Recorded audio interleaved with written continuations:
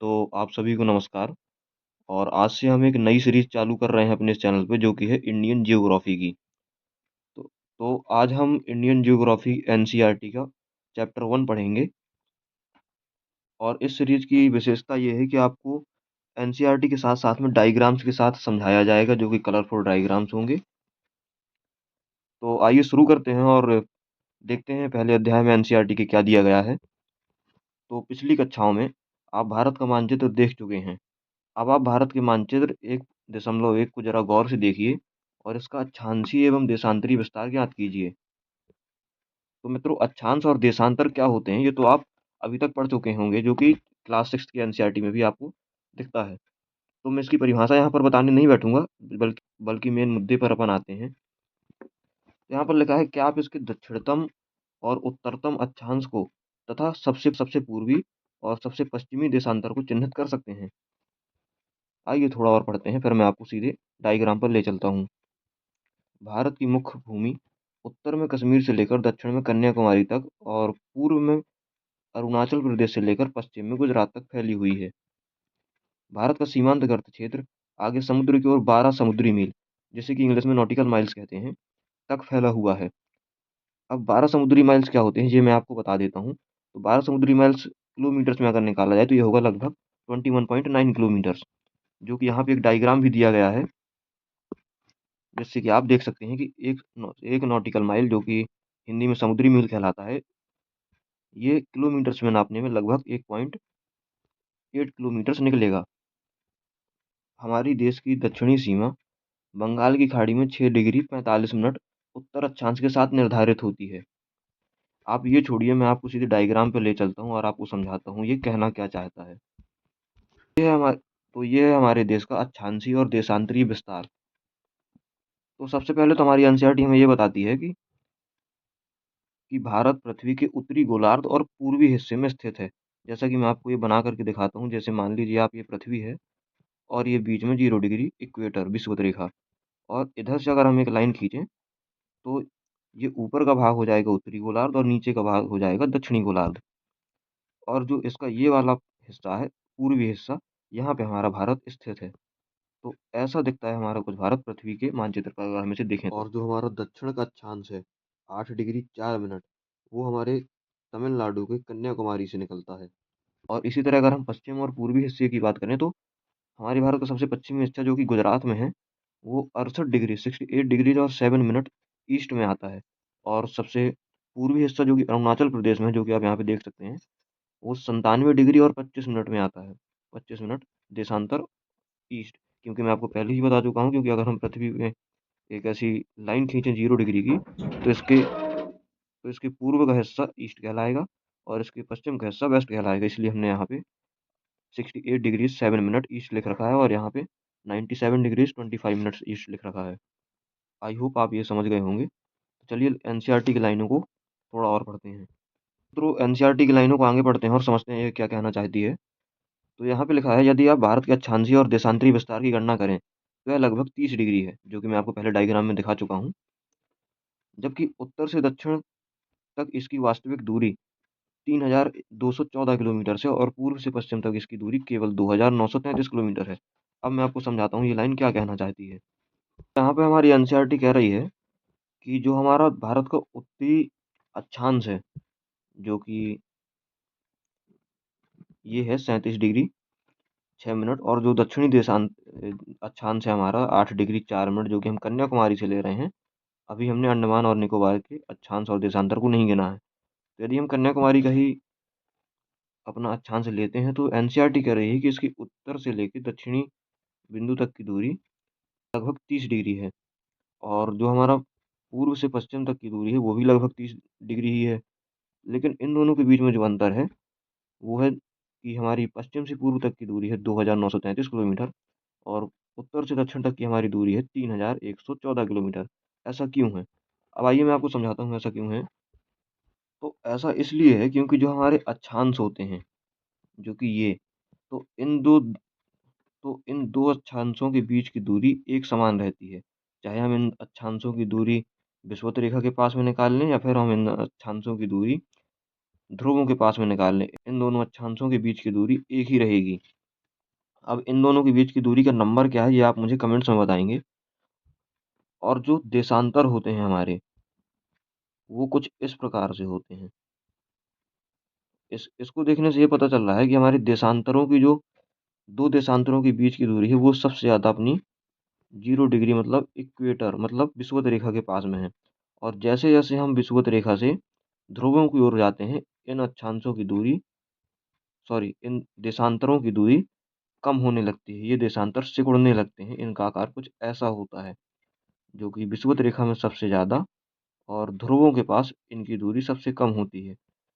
यही हमारी एनसीईआरटी हमें समझाना चाहती है कि भारत के उत्तर से दक्षिण तक की दूरी और पश्चिम से पूर्व तक की दूरी के अगर हम अक्षांश और देशांतर निकालें, तो ये दोनों लगभग 30 डिग्री हैं।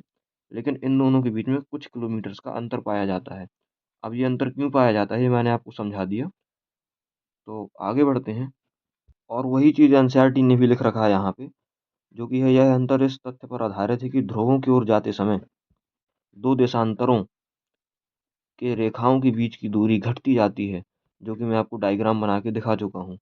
जबकि दो अक्षांशों के बीच की दूरी हर जगह पर एक सी रहती है, चाहे वह विषुवत रेखा हो या ध्रुव हो, जो कि मैं आपको दिखा भी चुका हूँ, तो आप समझ भी चुके होंगे।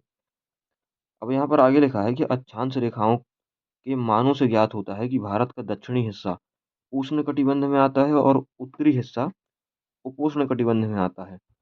अब मित्रों, ये उष्णकटिबंध और उपोष्णकटिबंध, ये बहुत बेसिक सी चीज़ें हैं, जो कि आप जानते होंगे अगर आपने पहले की क्लासेस या पहले की एनसीईआरटी पढ़ रखी हैं, 9th क्लास की, 6th क्लास की, 7th क्लास की। तो आप ये जानते होंगे कि उष्णकटिबंधीय और उपोष्णकटिबंधीय क्या कहलाता है। तो मैं अब यहाँ पे एनसीईआरटी के कहने का मतलब ये है, मैं आपको अगर थोड़ा डायग्राम बना के समझा सकूँ,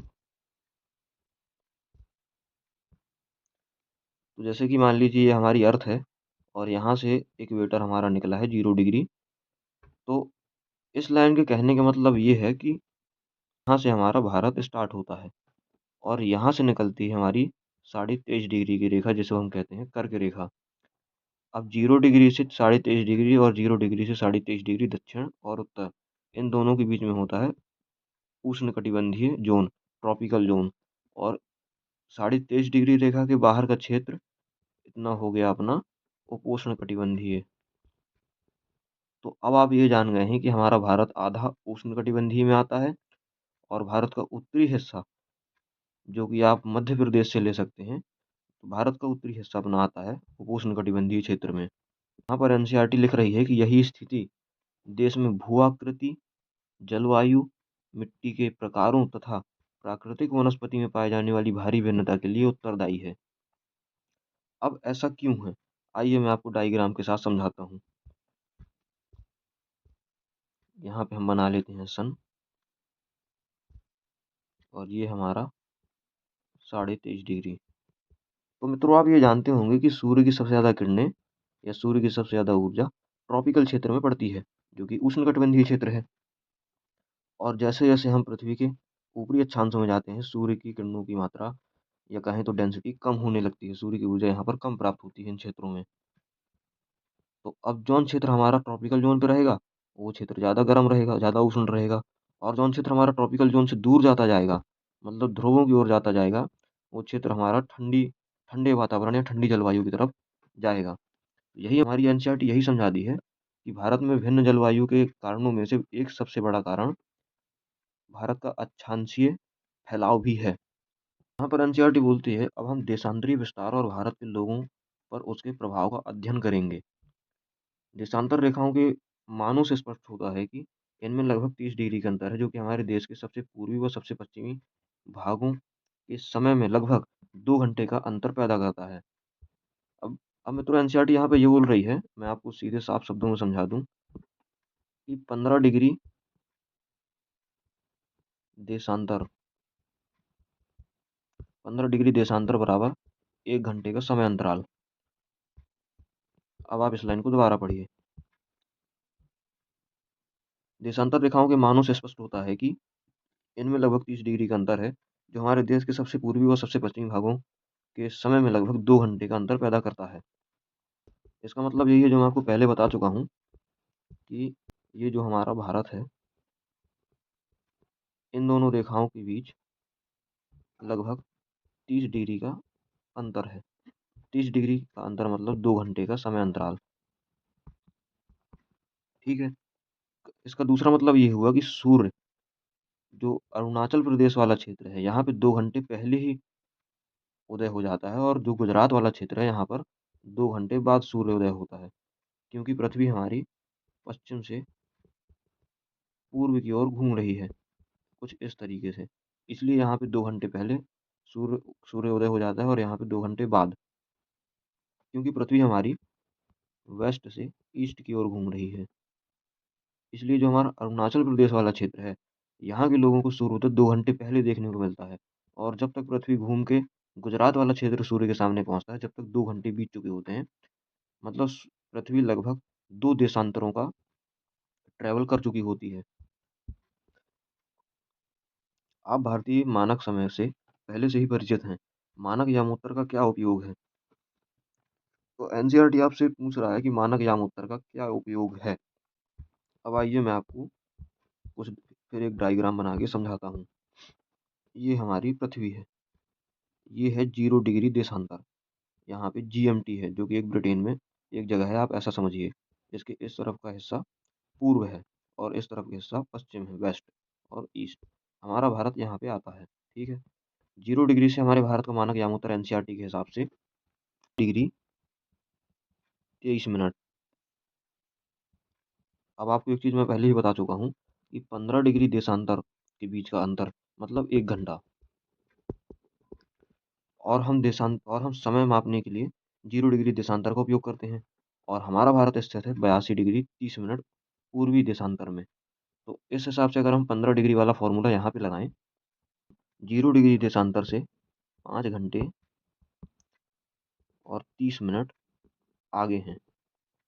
तो एनसीईआरटी यहाँ पे कहती है जब आप उत्तर पूर्वी राज्यों में जैसलमेर की तुलना में सूर्य 2 घंटे पहले उदय होता है, तो पूर्व में डिब्रूगढ़ तथा इम्फाल और देश के अन्य भागों में स्थित जैसलमेर, भोपाल तथा चेन्नई में घड़ियां एक जैसा समय दिखाती हैं। क्यों होता है? और साथ ही एनसीईआरटी लिखती है कि भारत के कुछ ऐसे स्थानों के नाम लिखिए जिनमें से मानक यामोत्तर गुजरती है। तो आइए फिर से अपन वापस डायग्राम में चलते हैं। तो एनसीईआरटी ये बोल रही है कि जब हमारे यामोत्तर अलग अलग हैं तो हमारे पूरे देश का समय एक सा क्यों रहता है? क्योंकि यहाँ पे सूर्य तो पहले उदय हो जाता है अपने अरुणाचल प्रदेश के क्षेत्र में, और जो गुजरात वाला क्षेत्र है यहाँ पे 2 घंटे बाद में सूर्योदय होता है। तो पूरे देश में हम लोग एक ही समय क्यों यूज करते हैं? तो इसका कारण ये है कि हम लोग ये जो 82 डिग्री 30 मिनट वाली देशांतर रेखा है इसे अपने देश का मानक समय मानते हैं। तो अब हम 82 डिग्री 30 मिनट्स वाली मानक समय रेखा ही क्यों मानते हैं? क्योंकि ये लगभग लगभग देश के बीच से गुजर जाती है। इसलिए जो हमारे इसके पूर्व के राज्य हैं और जो हमारे पश्चिम के राज्य हैं, इन्हें इन्हें समय से रिलेटेड कोई और ज़्यादा समस्याएं ना हो, इसलिए हम एक बीच का रास्ता चुनते हैं, ताकि ना हम अगर हम क्योंकि अगर हम यहाँ की लाइन चुनेंगे तो फिर इन क्षेत्रों के लोगों को दिक्कत होगी समय में, और हम यहाँ की लाइन चुनेंगे तो फिर यहाँ के लोगों को दिक्कत होगी समय में। इसलिए हमने एक बीच का रास्ता चुना, और 82 डिग्री 30 मिनट वाली हमने देशांतर रेखा को पूरे देश का एक मानक समय मान लिया। आसानी क्या हुई? इससे आसानी ये हुई कि अगर हम सूर्योदय के हिसाब से समय देखें तो अरुणाचल प्रदेश में पहले सुबह हो जाएगी, जिसके कारण यहाँ के लोगों को ऑफिस और जो ट्रेन का समय है और और जो कुछ ऐसी सेवाएं हैं जो पूरे देश में निश्चित समय पर होती हैं, उनमें गड़बड़ी हो जाएगी। हम ऐसी स्थिति सोचते हैं कि हमारे देश में सूर्योदय के हिसाब से समय का निर्धारण किया जा रहा है। मतलब जिन क्षेत्रों में सूर्योदय पहले होता है वहाँ पे समय अलग होगा, और जिन क्षेत्रों में सूर्योदय बाद में होता है वहाँ पे समय अलग होगा।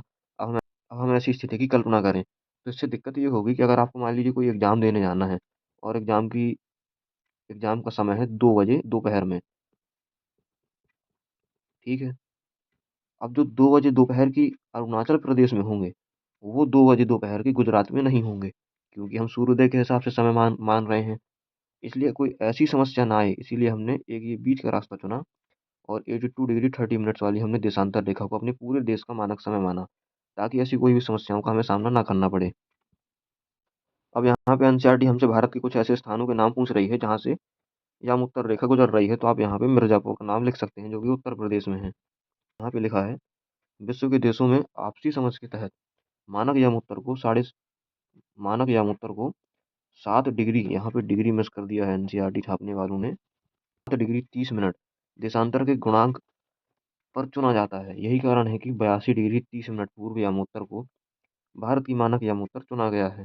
भारतीय मानक समय ग्रीनविच माध्य समय से 5 घंटे 30 मिनट आगे है।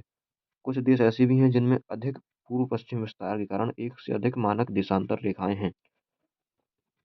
ये हमारी पृथ्वी है।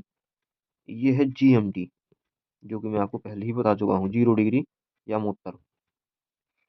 अब यहाँ पे कहा गया है कि विश्व के लगभग सभी देशों के आपसी समझ के कारण यामोत्तर समय जो निर्धारण है वो कम से कम 7 डिग्री 30 मिनट का चुना गया है। 7 डिग्री 30 मिनट ही क्यों? क्योंकि जो मैंने आपको पहले बताया कि 15 डिग्री का विस्तार मतलब 1 घंटा, तो 7 डिग्री 30 मिनट का विस्तार हो गया अपना आधा घंटा मतलब 30 मिनट। 30 मिनट। तो अब किसी देश को अपना स्थानिक समय अगर निर्धारित करना है तो वो कम से कम 30 मिनट के अंतराल में कर सकता है। अब एनसीईआरटी यहाँ पे हमें उदाहरण भी देता है संयुक्त राज्य अमेरिका का, रसिया के भी काफ़ी सारे मानक समय हैं, फ्रांस के भी काफ़ी सारे मानक समय हैं, ऑस्ट्रेलिया के काफ़ी सारे मानक समय हैं। क्यों? क्योंकि इनका देशांतरीय विस्तार अधिक है।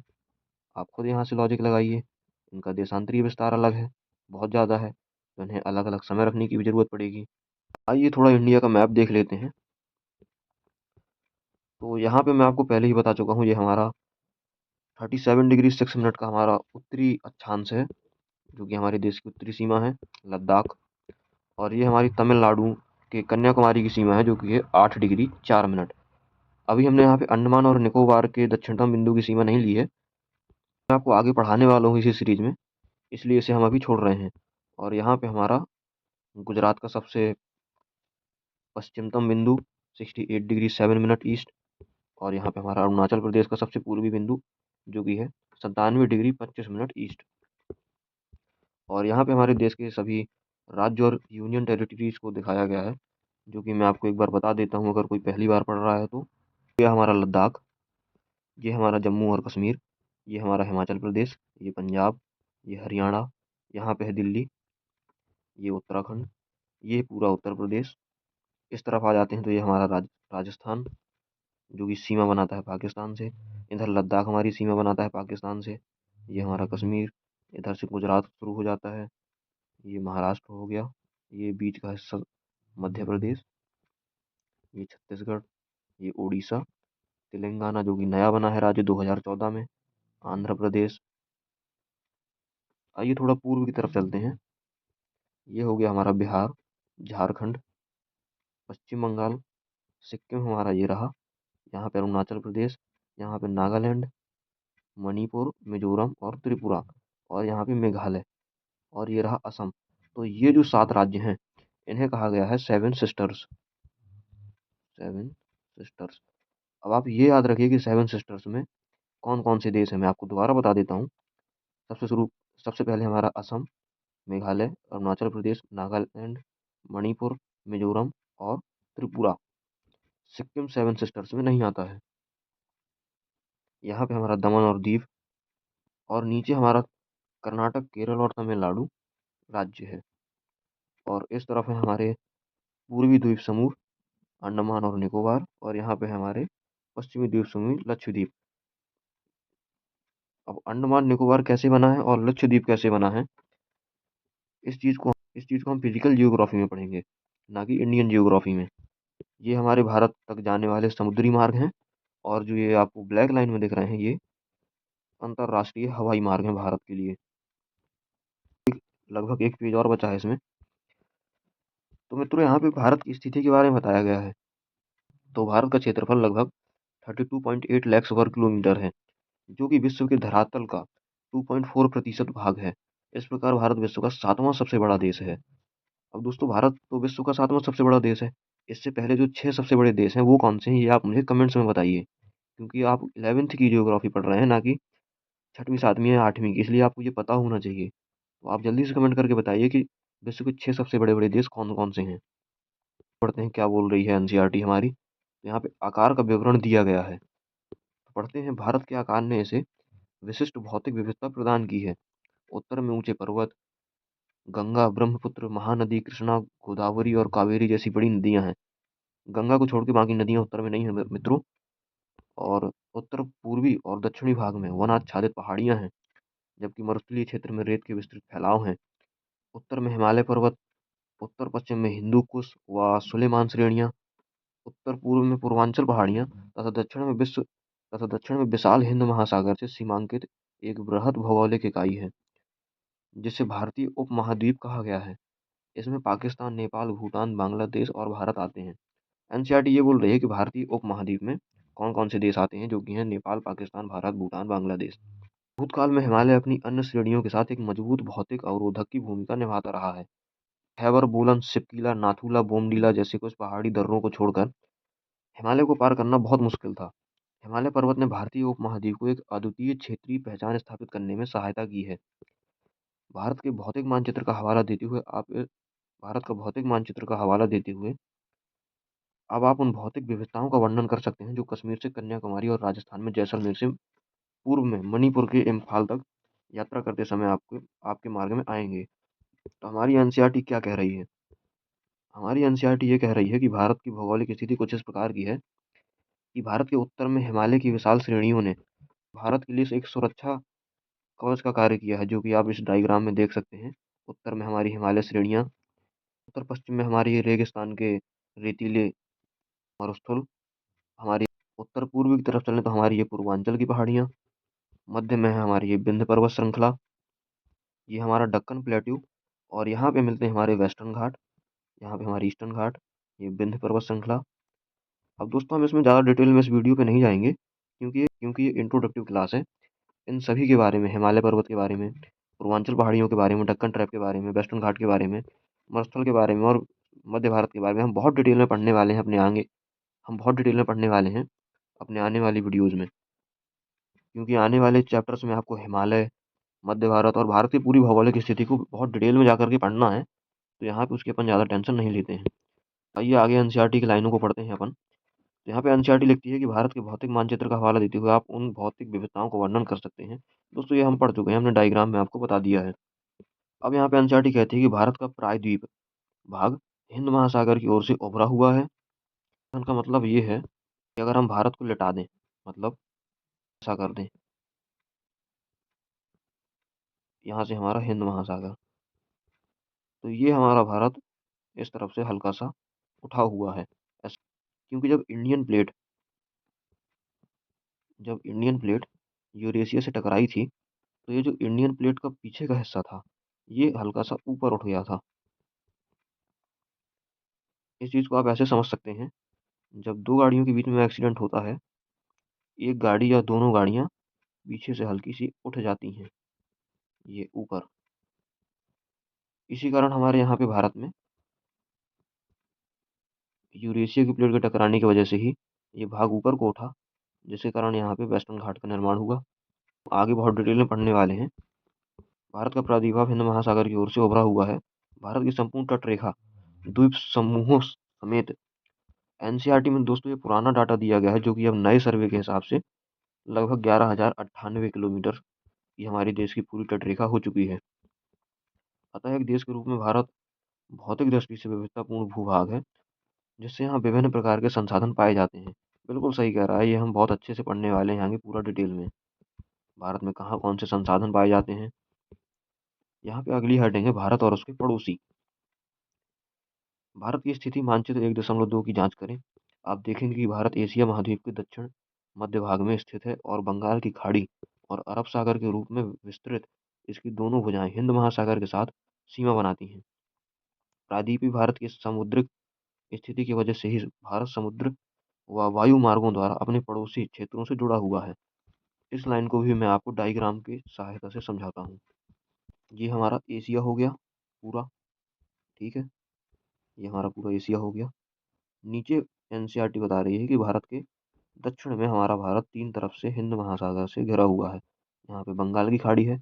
अब भारत के पड़ोसी देशों की बात करें तो ये हमारा चाइना हो गया, ये म्यांमार हो गया, ये भूटान हो गया, ये नेपाल, ये पाकिस्तान हमारा सीमा बनाता है उत्तर पश्चिम में, और थोड़ी सी सीमा बनाता है हमारा अफगानिस्तान लद्दाख के पास में। और हमारे भारत की सबसे बड़ी सीमा और हमारे भारत की सबसे बड़ी सीमा पड़ोसी देश के साथ है, जो कि है बांग्लादेश, जो कि आपको यहाँ पे दिख रहा है बंगाल की खाड़ी के ऊपर। तो यही एनसीईआरटी हमें समझा रही है। और यदि हम समुद्री पड़ोसी देशों की बात करें, तो यहाँ पे हमारा श्रीलंका, यहाँ पे मालदीव्स और उसके नीचे मॉरिशियस है। तो आइए बढ़ते हैं अगली लाइनों को एनसीईआरटी की। श्रीलंका और मालदीव्स हिंद महासागर में स्थित दो द्वीपीय देश हैं, जो भारत के पड़ोसी हैं, जो कि मैं आपको डायग्राम में बता चुका हूँ। श्रीलंका भारत से मन्नार की खाड़ी और पाक जल संधि के द्वारा अलग हुआ है। आइए इसे ही बता ही देते हैं लगे हाथ। ये भारत का दक्षिण बिंदु है, ये श्रीलंका। यहाँ पे है हमारी मन्नार की खाड़ी, ठीक है, जल संधि। अब एनसीईआरटी यहाँ पर आपसे पूछ रहा है खाड़ी तथा जल संधि में अंतर स्पष्ट कीजिए। तो खाड़ी और जल संधि में अंतर क्या होता है, आप ये मुझे बताएंगे कमेंट कर करके। आइए आगे बढ़ते हैं। क्या आप सोचते हैं कि आज के आधुनिक युग में भौतिक दूरी अपने पड़ोसी देशों से अंतःक्रिया करने में बाधक है? हमने किस प्रकार भौतिक दूरियों द्वारा पैदा किए गए यात्रा के घर्षण को तटस्थ किया है? कोई बड़ा सवाल नहीं है, बहुत इजी सवाल है, आप आराम से कर लेंगे। आइए क्वेश्चंस पर आ जाते हैं। पहला क्वेश्चन एनसीईआरटी हमसे पूछ रही है, निम्नलिखित में से कौन सा अक्षांशीय विस्तार भारत की संपूर्ण भूमि के विस्तार के संदर्भ में प्रासंगिक? जैसा कि मैंने आपको बताया है,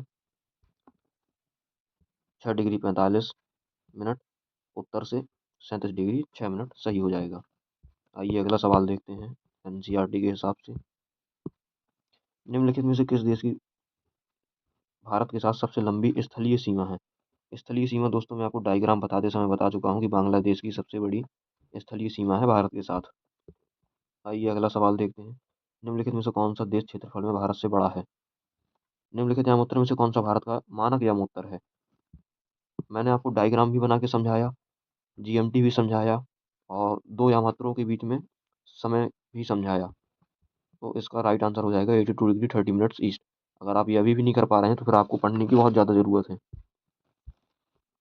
अगला सवाल है, आप एक सीधी रेखा में राजस्थान से नागालैंड की यात्रा करें तो निम्नलिखित में से किन नदियों को आप पार नहीं करेंगे?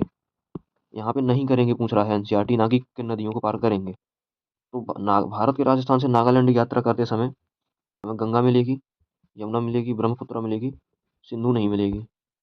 यहाँ पे इसका आंसर सिंधु हो जाएगा। मित्रों नदियों के चैप्टर को हम आगे बहुत डिटेल में पढ़ने वाले हैं, इसलिए अगर किसी से ये क्वेश्चन अभी नहीं बना है तो चिंता वाली कोई बात नहीं है। इसको हम आगे देखने वाले हैं बहुत अच्छे से। और ये कुछ प्रश्न यहाँ पर दिए गए हैं जो कि आप खुद करने की कोशिश करिए। और बस इतना ही था आज की क्लास में। पहला चैप्टर इंट्रोडक्टिव था, इसमें बहुत ज़्यादा डिटेल में हम नहीं गए हैं, क्योंकि आगे आने वाले चैप्टर्स में हमें बहुत ज़्यादा डिटेल में जा करके पढ़ना पड़ेगा। सो ख़त्म करते हैं इस वीडियो को। If you like this video then you can like this video and also subscribe if you want more videos like this. So मिलते हैं आपसे अगली वीडियो में। जय हिंद।